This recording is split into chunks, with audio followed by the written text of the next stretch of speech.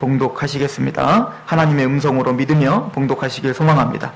28장 18절 시작. 예수께서 나와 말씀하여 이르시되 하늘과 땅의 모든 권세를 내게 주셨으니 그러므로 너희는 가서 모든 민족을 제자로 삼아 아버지와 아들과 성령의 이름으로 세례를 베풀고 내가 너희에게 분부한 모든 것을 가르쳐 지키게 하라. 볼지어다 내가 세상 끝날까지 너희와 항상 함께 있으리라 하시니라. 아멘. 잠시 기도합니다.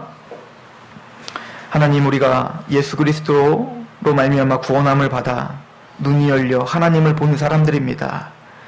창조자이시고 우리의 왕이 되시는 하나님 앞에 우리가 마음을 들이며 그렇게 살아가는 사람들입니다. 주여, 우리를 제자로 불러주셨사오니 오늘 말씀을 통하여 제자답게 하는 한 발자국이 되게 하시옵소서. 전하는 사람과 듣는 사람이 모두가 다 하나님의 말씀 앞에 겸손케 될 수 있도록 인도하여 주시옵소서.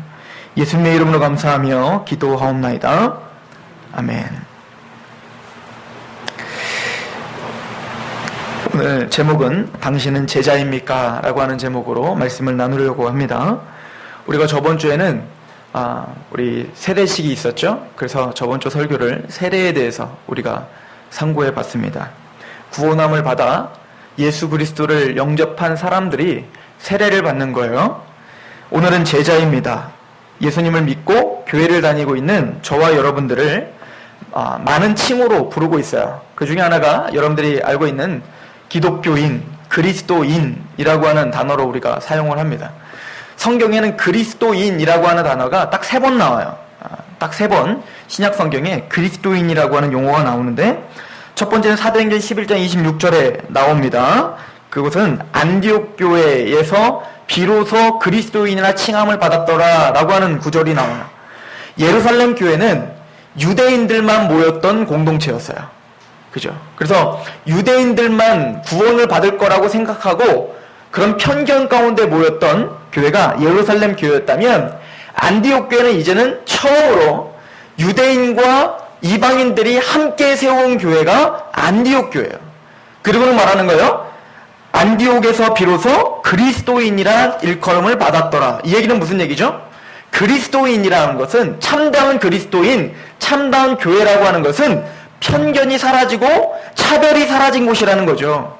유대인들뿐만 아니라 이제는 유대인들에게는, 육적 이방인들은 이제 구원함이 없어, 하나님 앞에 버린 자식이야 라고 자기 나름대로의 민족적 이데올로기가 있었는데, 그것을 부셔버리고 예수님을 믿으면 한 가족이지, 나와 다르더라도 한 가족이지, 나와 육체적으로, 정서적으로, 물질적으로, 학식적으로 다르지만 예수님 믿는 거 하나 때문에 우리는 하나지 라고 나의 아집을 내려놓을 수 있는 곳, 그런 사람들이 누구라는 거예요? 그리스도인이라고 하는 거예요. 두 번째, 사도행전 26장 28절에 보면 그리스도인이라고 하는 두 번째 말이 나와요. 아그리파 왕이 바울이 로마로 압송당을 가고 있어요. 죽음을 각오하고 순교를 각오하고 로마로 압송당했을 때, 아그리파 왕이 바울이 막 복음을 전하니까 그 아그리파 왕이 바울에게 이렇게 이야기하는 거예요. 내가 적은 말로 나를 권하여 그리스도인이 되게 하려 하느냐 라고 하는 거죠. 그래서 아그리파 왕은 그리스도인이라고 하는 것을 굉장히 비하하는, 예수님을 믿고 있는 사람들을 비하하는 용어로 쓰고 있단 말입니다. 나같이 이렇게 권력 있고 나같이 학식 있는 사람을 그 조그만 말로다가 꼬셔가지고 나를 그리스도인 되게 하려고 하느냐? 즉 무슨 얘기죠?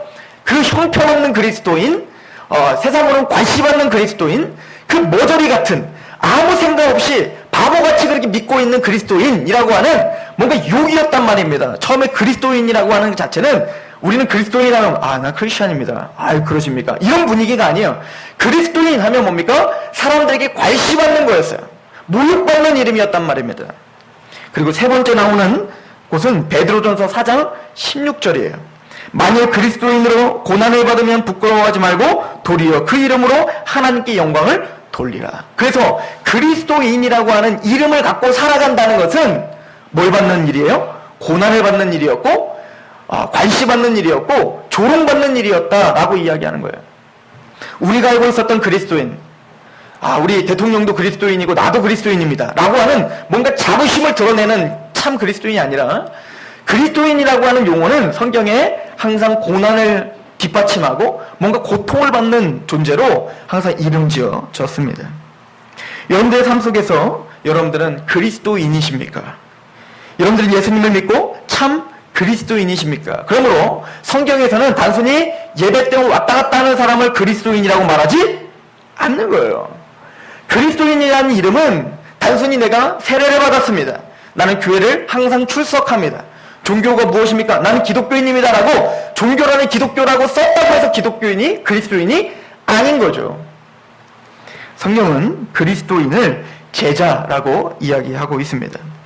그래서 우리가 말하는 제자라고 하는 것은 어느 기간 제자 훈련을 받은 사람들, 뭔가 교회를 나오고 처음 교회를 나온 다음에 뭔가 목사님한테 체계적으로 한 6개월, 1년, 아니 3년 동안 열심히 뭔가를 받은 사람들, 그런 사람들을 제자라고 말하고 있다라고 하는 것은 성경적이지 않은 거예요.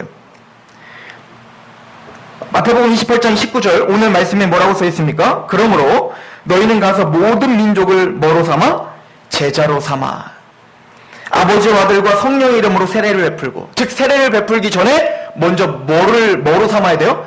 제자로 삼아야 된다라고 하는 거예요. 그 얘기는 여러분들이 세례를 받고 구원함을 받아 예수님을 믿고 있다면 여러분들은 이미 뭐라는 거예요? 나는 제자다라고 하는 거예요. 당신은 제자이십니까?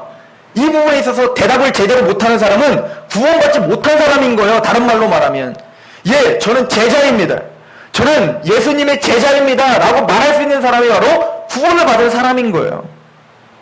이해가십니까? 저는 우리 모든 성도들이 제자이길 소망합니다. 그러므로 오늘 이 말씀은 단순히 어떤 특정한 열심 있는 부류에게만 말되어지는 게 아니라 하나님을 믿고 예수님을 믿고 있다는 모든 성도들에게 오늘 말씀은 다 적용돼야 될 말씀인 거예요. 그러면 제자가 어떤 사람들이 제자인가 말씀을 통해서 보도록 하겠습니다.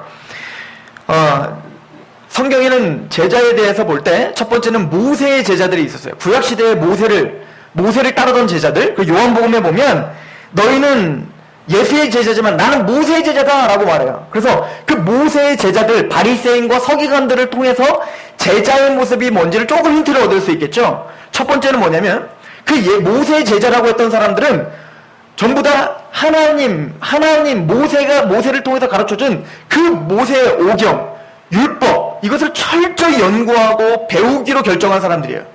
즉 제자는 첫 번째 배우는 사람인 거예요. 그래서 우리가 예수님의 제자입니다, 하나님의 제자입니다 라고 말할 때는 우리는 예수님의 말씀을 철저하게 연구하고 공부하고 계속 그 말씀을 상고하는 사람들이 제자인 거예요. 여러분들이 제자라면 말씀을 연구하고 있으셔야 돼요. 여러분 혼자 말씀을 묵상하셔야 되고, 말씀을 가르치는 목사를 통하여, 교사를 통하여, 끊임없이 책을 통하여 성경을 연구하고 성경을 궁금해 하셔야 되는 거예요. 그것이 제자가 첫 번째 특징인 거예요. 제자라고 말하면서 말씀도 보지 않고 말씀도 연구하지 않고 말씀을 궁금해하지 않는 것은 제자가 아닌 거죠. 내가 그 길을 따라가고 싶은 마음이 전혀 없는 거예요. 그러므로 모든 성록교회 성도들은 하나님의 말씀을 배우려고 노력하셔야 됩니다. 계속 저를 귀찮게 하셔야 되는 거예요. 성경을 보다 궁금한 게 있으면 밤이 되건 새벽이 되건 계속 전화를 하시는 거예요. 그런 전화 한 통화 저는 받지 못했어요. 3년이 가까이 여기 있는데, 즉 여러분들이 제자라면 오늘부터 결정하시는 거예요. 말씀을 보다가 야 이거 진짜 궁금하다, 그럼 무조건 전화하시는 거예요. 저 어렵지 않잖아요. 저한테 전화하셔서 꼭 말씀을 해결하시기 바랍니다. 이게 제자인 거예요. 그래서 우리가 잘 알고 있던 제자였던 에스라는 어떻게 합니까? 하나님의 율법을 연구하고 준행하고 가르치기로 결정한 거예요. 이게 제자가 해야 될 일이에요. 베드로전서 3장 15절에 베드로가 제자들에게, 그래서 모든 성도에게 뭐라고 말합니까? 너는 그리스도를 주님으로 삼아 거룩하게 하고 너에게 소망하고 있는 자들에게 대답할 것을 항상 예비하라. 즉 우리가 너희가 왜 예수님을 믿니? 너 왜 교회 다니니? 라고 말할 때 아무 말도 못하는 거예요. 그냥 다니는, 이건 제자가 아니죠. 내가 왜 교회를 다니는지 말씀을 통해서 설명해 줄 수 있어야죠. 그러려면 뭐 해야 됩니까? 진짜 제자답게 말씀에 대한 갈급함이 있어야 되고, 말씀을 연구하려고 하는 그 갈급함이 우리에게 있는 사람, 이것이 바로 제자인 것입니다. 두 번째는 세례 요한의 제자들을 통해서 제자의 모습이 뭔가를 우리가 좀 상고해 볼 수가 있는데요. 세례 요한의 제자들은 세례 요한이 금식할 때 함께 금식하고 기도할 때 같이 기도하고, 그리고 그 세례 요한의 제자들은 그 세례 요한이 감옥에 갇혔을 때 어떻게 합니까? 계속 사식 넣어주고, 그리고 마지막에 세례 요한이 죽었을 때 그 시체를 가져다가 끝까지 세례 요한을 따랐던 자들. 이게 뭡니까? 제자인 거예요. 마가복음 2장 18절, 요한의 제자들과 바리새인들이 금식하고 있는지라 사람이 예수께 와서 말하되 요한의 제자들과 바리새인의 제자들은 금식하는데 어찌하여 당신의 제자는 금식하지 아니합니까? 그래서 요한의 제자들은 그 요한 세례 요한을 따라서 금식도 같이 하고 기도도 하고, 지금 뭡니까? 세례 요한의 가르침대로 그대로 살아가는 것, 이것을 뭐라고 하는 거예요? 제자라고 이야기하고 있는 겁니다. 그럼 예수님, 우리는 예수님의 제자니까 모세의 제자도 아니고 세례 요한의 제자도 아니고 우린 누구의 제자요? 예수님의 제자니까 그러면 우리는 어떻게 해야 됩니까? 마태복음 16장 24절을 한번 보세요. 마태복음 16장 24절. 자, 같이 한번 읽어봅시다. 24절부터. 네, 시작. 이에 예수께서 제자들에게 이르시되 누구든지 나를 따라오려거든 자기를 부인하고 자기 십자가를 지고 나를 따를 것이니라. 누구든지 제 목숨을 구원하고자 하면 잃을 것이요 누구든지 나를 위하여 제 목숨을 잃으면 찾으리라. 이게 제자예요. 세례 요한의 제자보다, 모세의 제자보다 예수님은 조금 더 강한 것을 우리에게 요구하고 계세요. 단순히 나의 가르침을 열심히 달달달달 공부하는 것을 끝내는 게 아니에요. 단순히 예수님이 기도할 때 같이 기도하고 금식할 때 같이 금식하는 게 아니에요. 예수님이 사셨던 대로 살아가는 거. 이게 뭐예요? 제자예요. 얼마 전에 제가 한 집사님에게, 다른 교회 집사님인데 저에게 와서 상담을 받았어요. 그러더니 그 집사님이 울면서 막 이런 이야기를 해요. 어디까지 포기해야 됩니까? 언제까지 참아야 됩니까? 언제까지 구원받은 내가, 성도가 언제까지 이런 괴롭힘을 당해야 됩니까?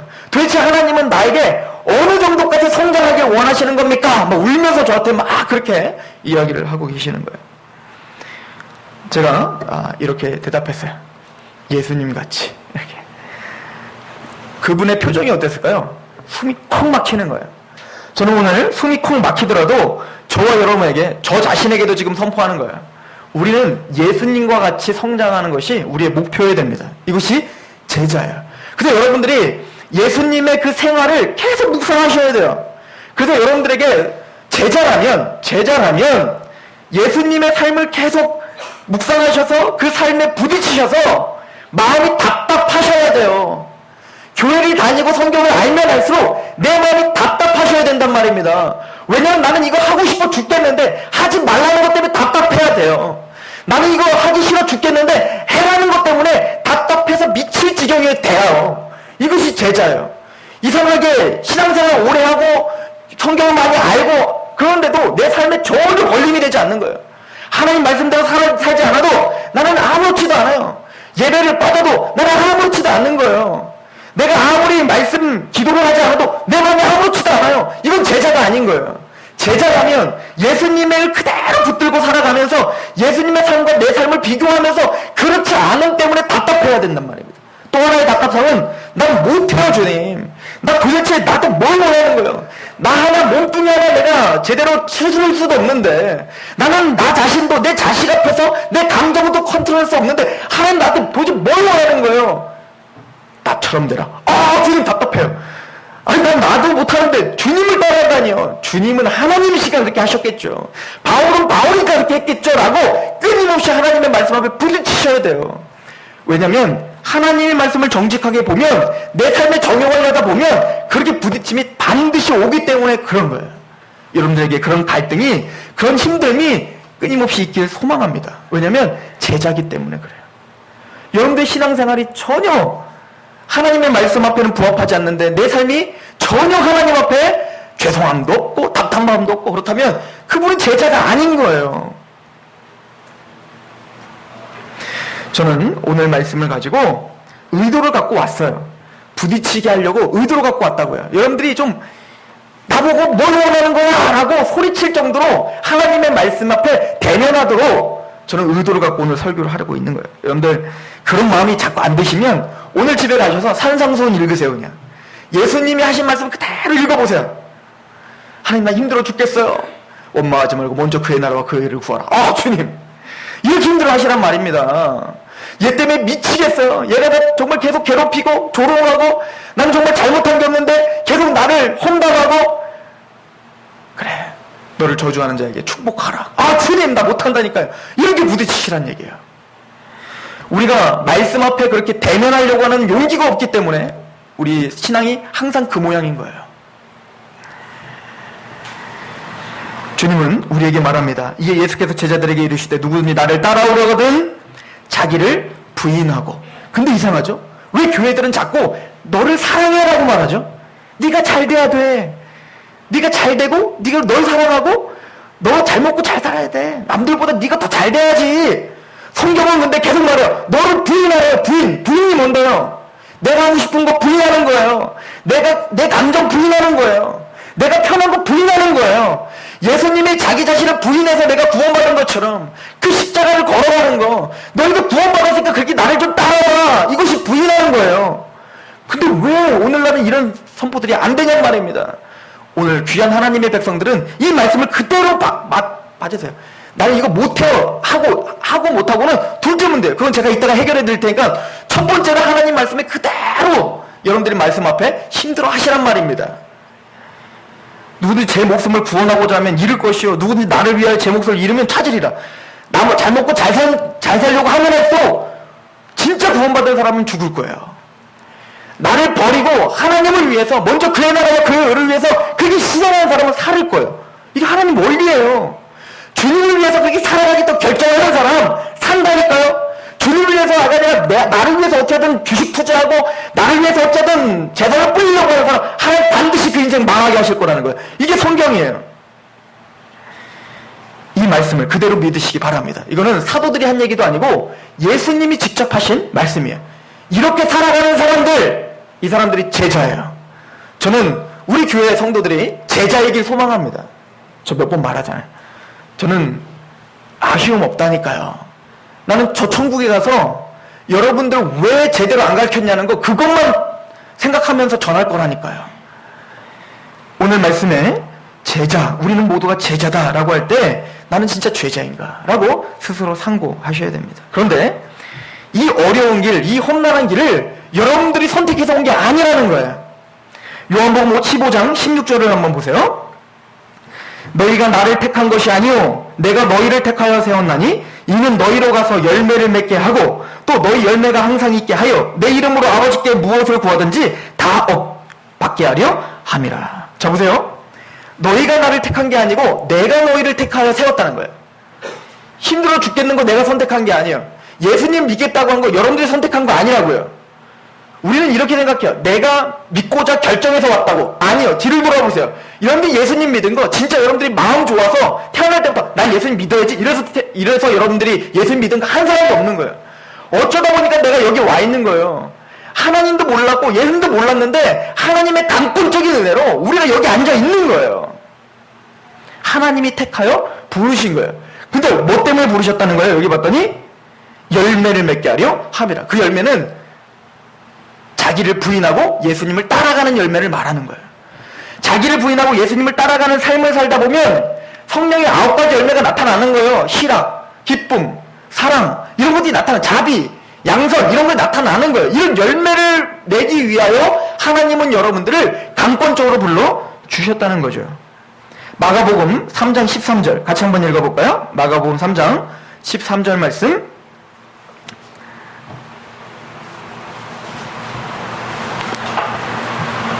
한번 읽어봅니다. 시작. 또 산에 오르사 자기가 원하는 자들을 부르시니 나온지라. 또 산에 오르사 자기가 원하는 자를 부르시니. 제자를 부를 때 누가 원하는 사람을 불렀어요? 예수님이 원하는 사람을 불렀어요. 여러분들이 원하건 원하지 않건 여러분들이 구원받고 이 자리에 앉아있는 것은 누가 원한 거예요? 주님이 원하셨어요. 주님이 원해서 여러분들은 제자가 된 거예요. 여러분들 나 예수님 믿겠습니다 라고 하는 사람들도요 다 제자 되는 거 아니에요.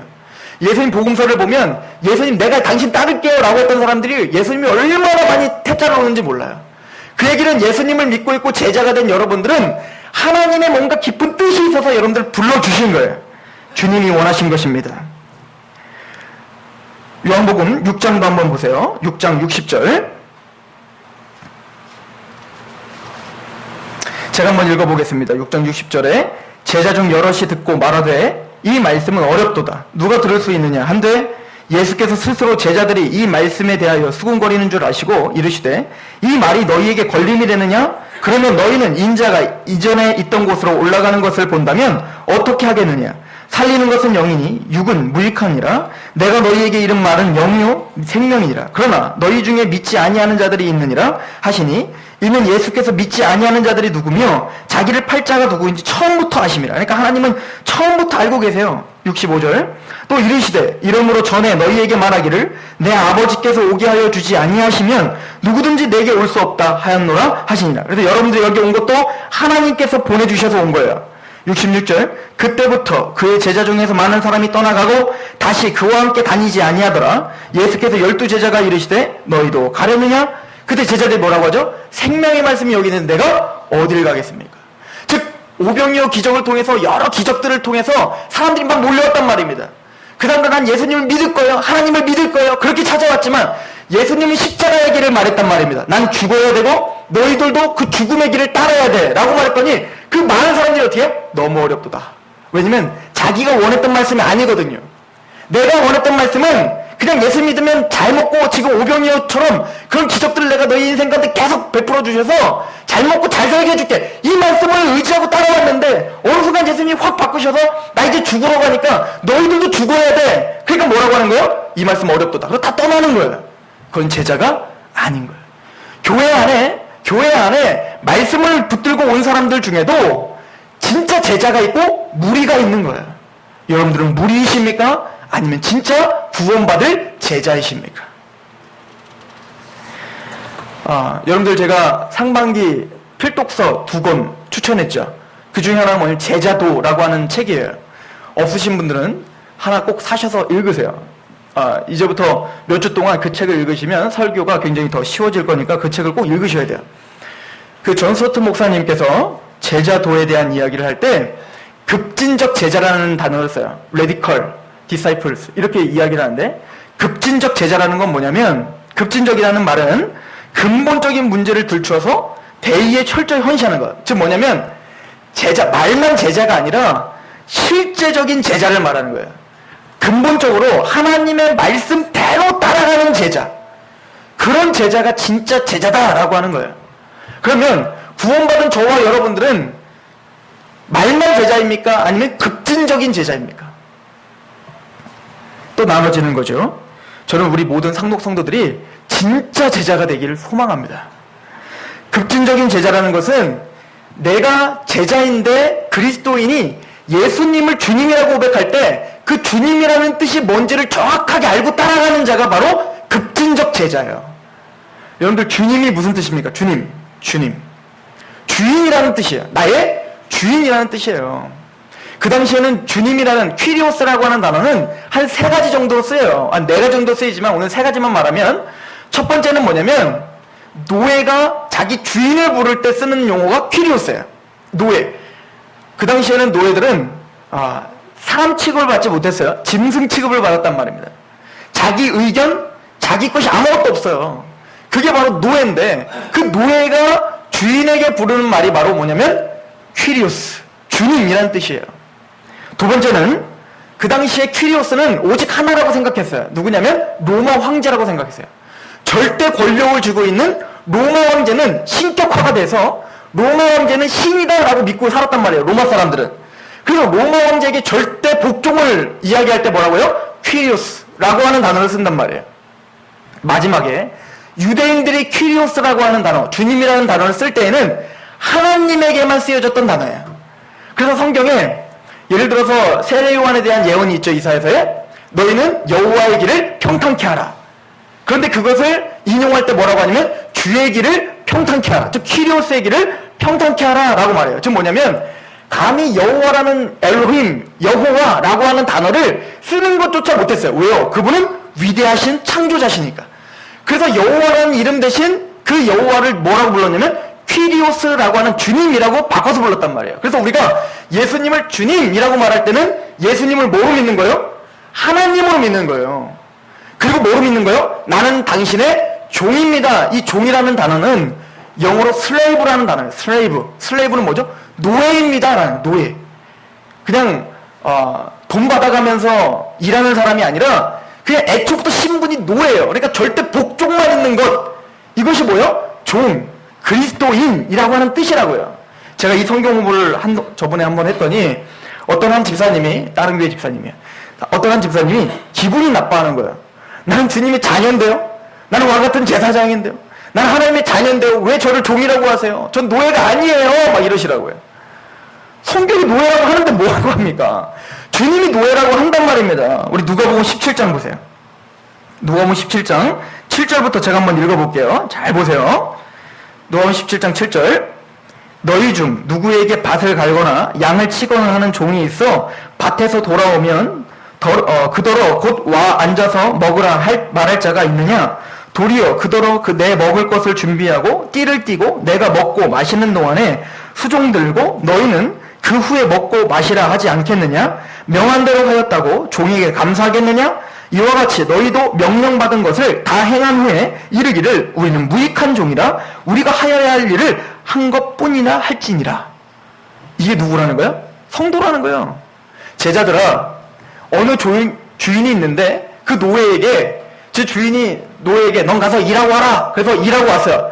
열심히 일하고 얼마나 힘들어요. 노예가 들어와서 그 노예가 나 밥 좀 차려주시오. 이런 노예 있어요, 없어요? 없죠. 돌아와서는 누구의 밥을 차려야 돼요? 대로 주인의 밥을 차리고는 뭐예요? 그게 당연하듯이 살아가는 거. 이게 뭐예요? 무익한 종. 근데 누가 그런 무익한 종이라는 거예요? 제자들이 바로 그런 무익한 종이라는 거예요. 그러면 우리가 열심히 일하면 상급받아야지?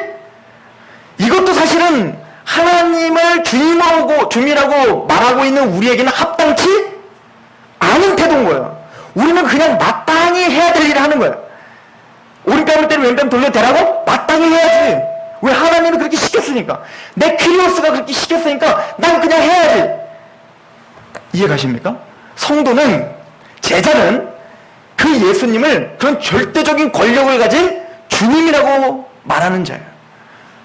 내가 예배를 드리는 것을 타협할 수 있는 거야. 성경대로 하면 감히 상상할 수 없는 얘기인 거예요. 하나님이 진짜 내 눈앞에 있다면 감히 상상할 수 없는 일들을 우리는 하고 있는 거죠. 하나님의 말씀에 우리 복종하지 않는다. 이것은 진짜 피리오스라는 의미를 제대로 알고 있는 사람에게는 감히 상상할 수 없는 일인 거예요. 뭐만 있는 거예요? 복종만 있는 거예요. 이게 제자입니다. 슬슬 기분 나빠지십니까? 누가복음 6장 46절을 보세요. 이 말씀 같이 한번 읽어보셔야 돼요. 같이 한번 읽어볼게요. 누가복음 6장 46절. 여기 나와 있습니다. 시작. 너희는 나를 불러 주여 주여 하면서도 어째 내가 말하는 것을 행하지 아니하느냐. 너희는 어떻게 나를 주님 기도할 때 주님 주여 하나님 그렇게 이야기하면서도 어찌하여 너희는 내가 말하는 것을 행하지 않느냐. 제자가 아닌 거죠. 제자라면, 예수님을 주님이라고 진짜 믿고 있다면 우리는 뭐 타협하는 게 아니에요. 이거에서 상급받아야지가 아니라 마땅히 해야 될 일을 하는 거예요.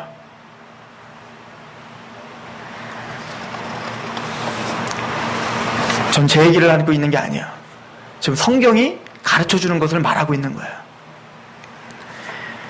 그러면 우리가 주님이 우리에게 알려주신 것이 뭡니까? 빌립보서 2장 5절에 보면 너희 안에 이 마음을 품으라 곧 그리스도의 예수의 마음이니 그는 근본 하나님의 본체시나 하나님과 동등됨을 취할 것을 여기지 아니하고 오히려 자기를 비워 종의 형체를 가지사 사람들과 같게 되셨고 사람의 모양으로 나타나서 자기를 낮추시고 죽기까지 복종하셨으니 곧 십자가에서 죽으심이라. 죽음으로 끝나는 것. 우리의 마음을 낮추되 어디까지 낮추라? 죽기까지 낮추는 것. 너희는 예수 그리스도의 마음을 품으라. 이게 기독교의 마음이야. 야, 우리가 진짜로 한 사람이 그런 마음을 품었다면 교회의 싸움이, 가정에서 부부싸움이 나지 않겠죠. 자녀와 부모 간에 싸움이 나지 않겠죠. 왜? 내가 죽는데 뭐. 나를 죽이면 되는데 뭐. 근데 왜 싸움이 계속 나죠? 그거 싫으니까 싸움 나는 거잖아요. 내가 죽으면 얘가 날 무시할 것 같아서 우리는 나 못 죽이는 거잖아요. 그거 두려워서. 근데 주님은 어떻게 하라는 거예요? 내가 죽어서 네가 살아났듯 너를 죽여서 네 옆에 있는 형제, 네 옆에 있는 가족을 살려내라. 이것이 성경의 말하는 바인 거예요. 여러분들 듣고 있을 때 계속 그렇게 듣고 있죠? 목사님 그럼 그렇게 하고 계세요? 이렇게 듣고 계시죠? 그렇게 들으셔야 돼요. 왜냐면 이건 쉬운 일이 아니기 때문에 그래요. 요한복음 13장 12절도 보세요. 그들의 발을 씻은 후에 옷을 입으시고 다시 앉아 그들에게 이르시되 내가 너희에게 행한 것을 너희가 아느냐? 너희가 나를 선생이라 또는 주라 하니 너희 말이 옳도다. 내가 그러하다. 내가 주와 또는 선생이 되어 너희 발을 씻었으니 너희도 서로 발을 씻어주는 것이 옳으니라. 이게 무슨 얘기죠? 발 씻어준다는 것은 단순히 아예 사랑하는 발 씻어. 이거 아니죠? 노예가 되라는 거예요. 노예. 그 당시에는 신들매를 풀어서 발을 씻어주는 건 누구만 하는 일이에요? 노예만 하는 일인데 서로 뭐 하라는 거예요? 노예하라는 거예요. 서로 노예하라는 거예요. 예수님은 우리에게 그 본을 가르쳐 주셨고 자기를 죽이며 십자가를 따라가는 삶이 무엇인지 구체적으로 우리에게 알려주셨습니다. 우리는 예수님을 주여 하지만 그런 삶을 우리는 살지 않는다면 우린 제자로서 지금 마땅히 살지 못하고 있는 거예요. 그런데 레디컬 제자도라는 것은 이 말씀을 그대로 알아 그냥 이것이 진짜 제자구나를 알아 거기에 부딪히며 살아가는 사람들, 이런 사람들이 바로 성경적 제자예요. 그래서 성경은 그런 제자도를 우리에게 가르쳐 주고 있습니다.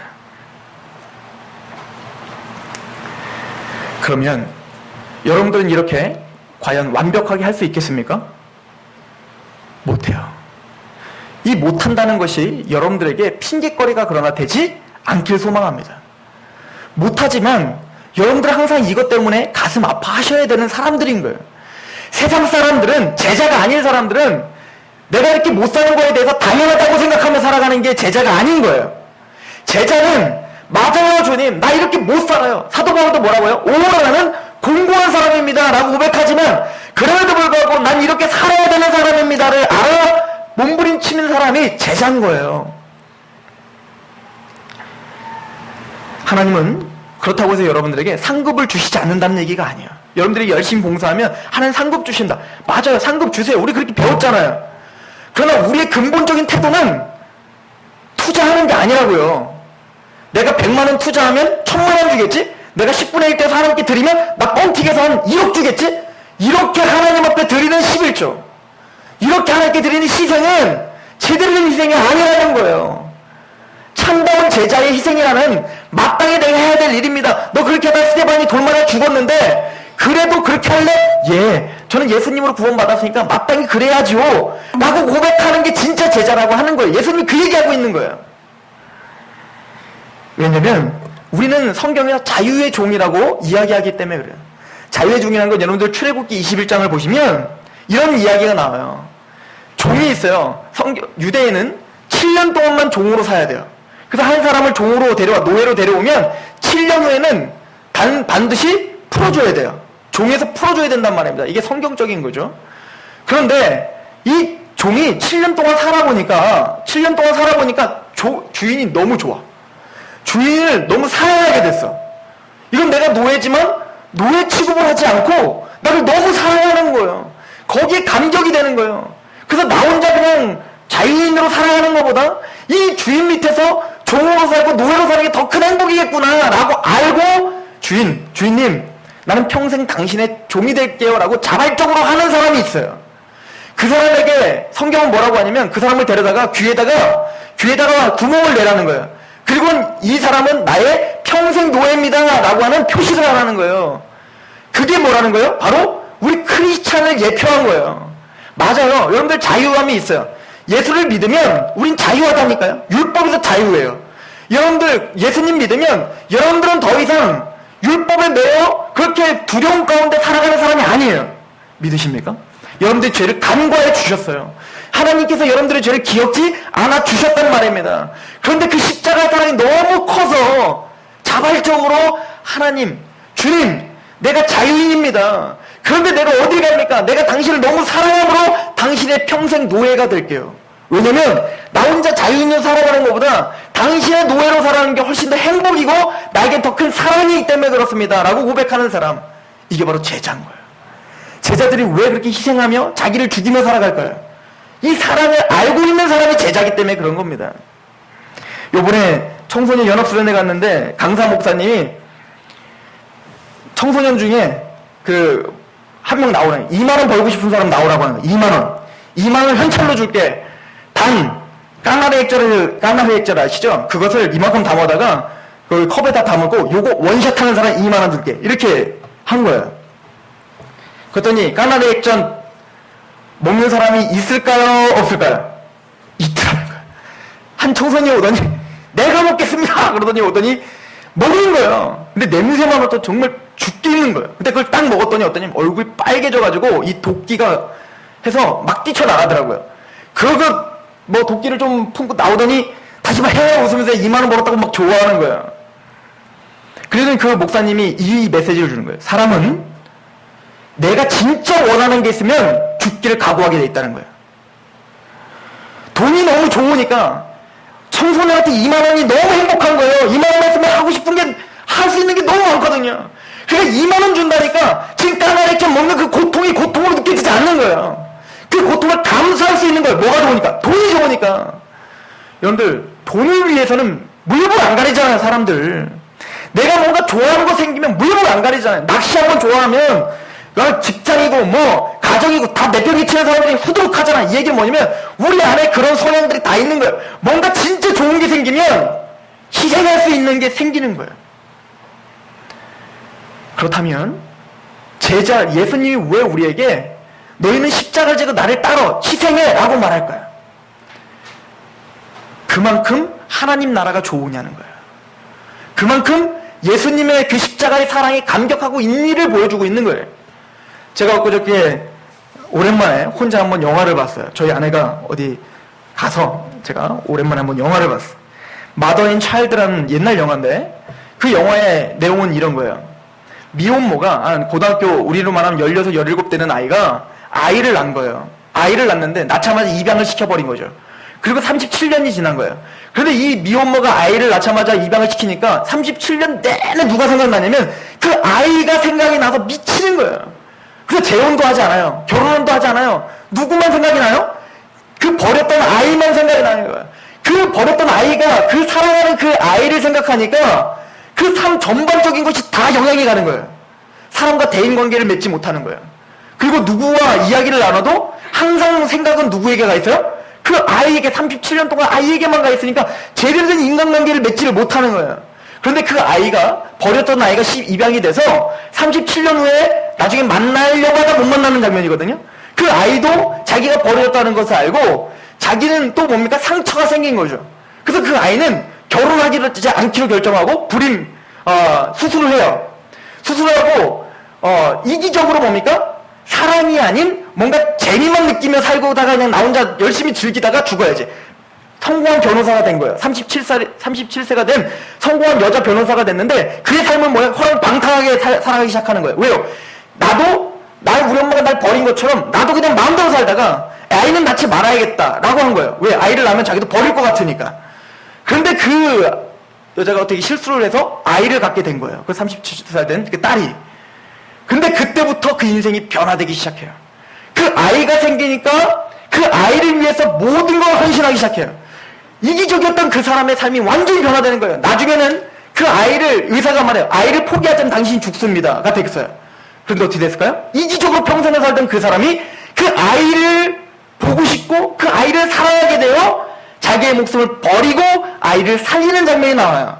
그리고 평생 37년 동안 딸을 생각했던 그 어머니는 마침내는 어떻게 하다 못 만나요. 그러다 나중에 그 손주죠. 그 손주와 만나는 장면을 하면서 이제 영화는 끝납니다. 무슨 얘기죠? 평생을 이기적으로 살았던 그 사람이 그 아이에 대한 사랑을 느끼기 시작하니까 어때요? 자기의 목숨까지도 버리는 희생을 감내하더라. 이게 인간인 거예요. 이럴 수 있는 능력은 저와 여러분들에게 다 있는 거예요. 주님은 그걸 원하시는 거예요. 하나님은 너 열심히 해, 십자가 쳐 라고 우리에게 먼저 말하는 게 아니라 하나님이 내가 하나님을 원하지도 않았을 때 하나님은 먼저 자기의 생명을 버리시고 우리에게 그 십자가를 알려주시는 거예요. 깨닫게 하시는 거예요. 그러면 어떻게 합니까? 하나님을 미치도록 사랑하게 하는 거예요. 하나님을 사랑하게 하는 거예요. 이게 뭡니까? 마음의 할례라고요. 마음의 할례. 신명기에 뭐라고 합니까? 너희는 마음의 할례를 받으라. 마음을 다하고 뜻을 다하고 목숨을 다하여 주 여호와를 사랑하라. 이것이 마음의 할례니라 라고 성경에 말하고 있지 않습니까? 우리에게 요구하는 거듭남, 마음의 할례는 하나님을 사랑하게 된 거예요. 누구 때문에? 예수님 때문에. 그리고는 주님의 말씀을 따라 사는 것이 이제는 나의 희생이 아니라 그게 더 큰 행복이라고 느끼며 살아가는 사람, 이게 제자인 거예요. 여러분들 안에 그 십자가에 대한 감격이 있으십니까? 그렇다면 그 감격을 갖고 오늘 하루 사십시오. 물론 실수할 수 있어요. 우리 여러분들은 하나님은 완벽을 요구하시지 않아요. 완전을 요구하시지 않는단 말입니다. 단지 그 사랑의 그 교훈, 그 하나 행동과 말투, 오늘 하루 주님이라고 말할 때 그 주님에 대한 그 말씀에 대한 그 사랑, 그것을 어찌하든 이루어드리려고 하는 그 사랑, 그 희생, 그 삶이 저와 여러분들에게 있기를 소망합니다. 여러분들은 제자이십니까? 기도하겠습니다. 하나님 아버지, 우리가 어찌 하나님의 말씀을 다 지켜 행할 수 있겠습니까? 오늘도 예수님의 십자가를 붙들고 주님, 저는 못합니다. 그러나 그렇게 하고 싶습니다. 저를 좀 도와주십시오 라고 고백할 수밖에 없는 우리를 불쌍히 여겨 주시옵소서. 예수님의 십자가의 사랑에 겨워 오늘 하루를 그렇게 살아가게 하시옵소서. 말씀 앞에 그렇게 더 큰 행복임을 알아, 더 큰 소망함을 바라보고 그렇게 달려갈 수 있는 믿음을 허락하여 주옵소서. 우리 귀한 하나님의 성도들, 살아가는 그 녹록치 않은 삶 가운데 주님을 위해서 예배드리고 헌신하는 그 삶을 기억하여 주셔서 현재의 고난은 장차 우리에게 나타날 영광과 비교할 수 없다라고 하는 바울의 말씀을 붙들고 그렇게 승리할 수 있도록 도와주시고 제자다운 제자로 우리를 성장시켜 주옵소서. 예수 그리스도의 이름으로 감사하며 기도하옵나이다. 아멘. 우리 찬양합시다.